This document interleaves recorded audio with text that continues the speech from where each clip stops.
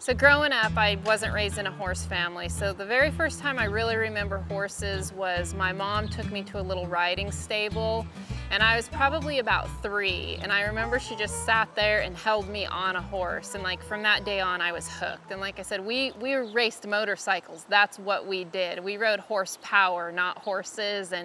But I always wanted a horse and begged for him and wanted to ride and was just never in a position or an opportunity to do so. And when I was 11, I finally got my first horse and I was hooked from there on out. She was unregistered and we don't know how old she was, but I'm pretty sure she was pretty ancient. And she didn't really know anything, but she was so forgiving. And my neighbors actually competed in gymkhanas, which included barrel racing, and they kind of got me talked into going to some of those with them. And of course, from racing motorcycles, I like to go fast, and my parents wanted me to show Western Pleasure and halter, and actually bought me a registered quarter horse in which I could do that on by this time. And I just wanted to go fast everywhere I went. So I started going to those gymkhanas and play days and fell in love with barrel racing, and it just escalated into the jackpots and junior rodeo. And my parents didn't know much. My dad had a very good eye. Like, he's one of those people that didn't know horses, but he could watch. Like, he's very smart, and he helped me a lot in that manner and was very supportive. But other than that, they made sure that I got in the right hands, and they were very smart as far as they didn't just take me to barrel racers. Like, I would go clean stalls for a cutter or a lady that rode dressage horses and exchange for, hey, can I bring my horse? Can I watch you ride? Can you help me? And I was able to kind of learn horsemanship from numerous people. And again, it wasn't just about barrel racing. And I fell in love with young horses and the training aspect of it at a very young age. Like, my very first futurity horse was Pants on Fire, and I was in high school when I got and trained and competed on her, and she was the 3rd highest money earning futurity horse in the nation that year. So right from the beginning, I was hooked and liked horses off the track. So that's where most all my prospects would come from, were race horses. And I love the transition of taking them from there to teaching them how to rate, slow down, turn a barrel, and it's just been something I've been passionate about ever since. But yeah, it all started with a girl with a dream of having a pony. I was really blessed growing up because I was able to be exposed to different disciplines in the horse industry and ride with different people whose main goal wasn't going fast or winning the barrel race. And it was actually kind of, they were involved in show events where it was judged, and, whether it be cutting, reining, dressage, working cow horse, just great horsemen and women who had to make it look pretty.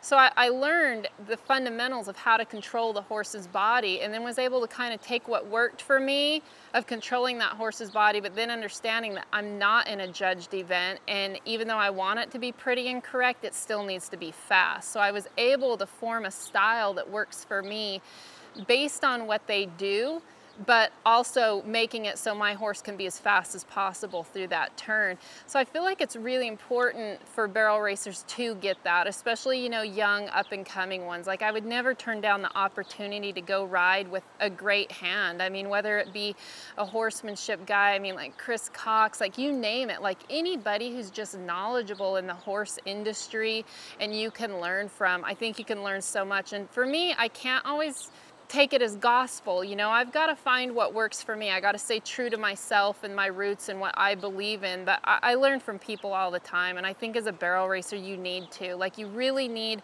to explore the horsemanship aspect of it so you can truly understand, how to get your horse to do what you need them to do, and communicate with them in a language that they understand is the main thing. If you're it's just like if you go to France and you speak English and they speak French, it's not going to be good. You need to learn to communicate in the same language. So for me, riding with those people has just taught me how to find different ways to communicate with each horse to get, so we're on the same level. So I think it's silly of any barrel racer to turn down those opportunities. It's horsemanship. Barrel racing needs to be about horsemanship, so.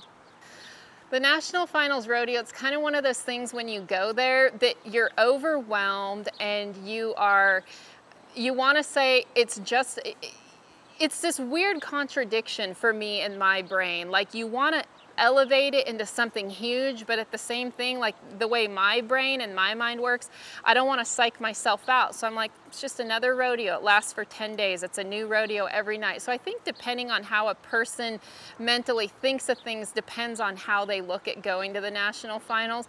But I don't care how calm you try to stay, whatever, there's this excitement every night at the grand entry. Like when you go running in there behind your state flag and you're sitting in that arena and everybody's there and the announcers are booming, and I mean, like, your heart's just pounding. It's the greatest feeling on earth. I mean, to be there and be able to do that and running down the alley, it's an awesome feeling. It's something that barrel racers dream of. Like, I don't care. There is not a barrel racer out there who does not want to run down the alley at the Thomas and Mack. They might not want to do what it takes to get there, driving, living like a gypsy, all of that, but they want to be there running barrels. So it's an indescribable feeling. Danielle's life over 5 to 10 years. This is always something I ask myself every day, but no, you know, I really am passionate about training young horses, and I've been very blessed to see horses that have come up through my program go on to win, you know, national high school championships for people and BHA championships, and, you know, people fulfill their dreams off of my horses. And I would say that's probably the most satisfaction as a barrel horse person. Of course, that's the training side that I've ever got, is literally being able to see my horses do well with other people. So that's something that's always going to be there for me. Kind of added my little breeding program to it now, which is not huge, but it's special to me, and it all goes back to my great mare Hittin' Pay Dirt, who I lost and only ever got 2 wonderful fillies out of her that are both now mares. And one is Repeat Fame, who I've been to the national finals on and has just fulfilled every dream I wanted to have. I mean, all I ever wanted to do was go to the national finals rodeo on a horse that I raised, I trained, I did everything with, and she filled that dream for me. And you know, the fact that I ran her mother was even more special, and now I'm getting babies out of Repeat, and I think my main dream is to go on with them and have, you know, that bloodline be the future of my program and what I ride. And there's probably a pretty good chance I might rodeo again in the not too distant future. I don't know. It's always something that I'm a homebody and I love to stay home and ride colts, but every now and then it's like, I'd like to get out there and rodeo. It's just, it's a thrill inside you, you know, the lights, the crowd, and whatnot that you don't really get from training colts or even going to futurities, even though my own personal satisfaction is probably more based on having a 4-year-old go win a futurity because you know what all you've been through. There's a part of me that really loves to rodeo also, so I imagine it's going to be time to do a little bit of that again soon.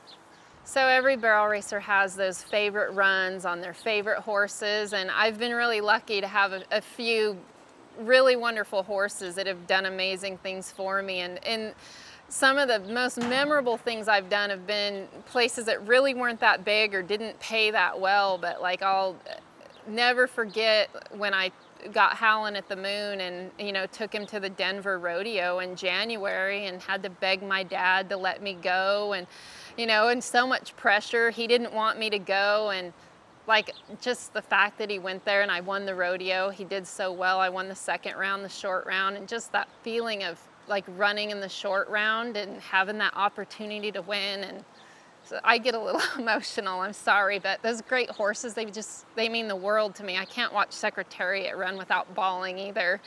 But I think that's one of the most memorable runs because that was my, you know, biggest rodeo win to date, and it was, you know, the first step of me obtaining a goal of qualifying for the NFR that I probably didn't even know was a goal until I made that run and was like, wow, this horse and I can do it. You know, we're the real deal together. So that was probably one. And I'd say after that, it was that same horse. I won the rodeo in Ponoka, Canada on him one year. And it just kind of came at a time when it was special to me. And the short round, it was pouring down rain. I mean, just sloppy mud everywhere, and you know, nothing's really running fast, and he set an arena record in it. So it was another one of those deals where, just like when a horse shows heart, I think it means a lot. But other than that, I think Repeat Fame, she's brought a lot of those memories out because she's special to me, and her mom was, and Probably the most memorable run I've ever made on her was the WPRA finals in,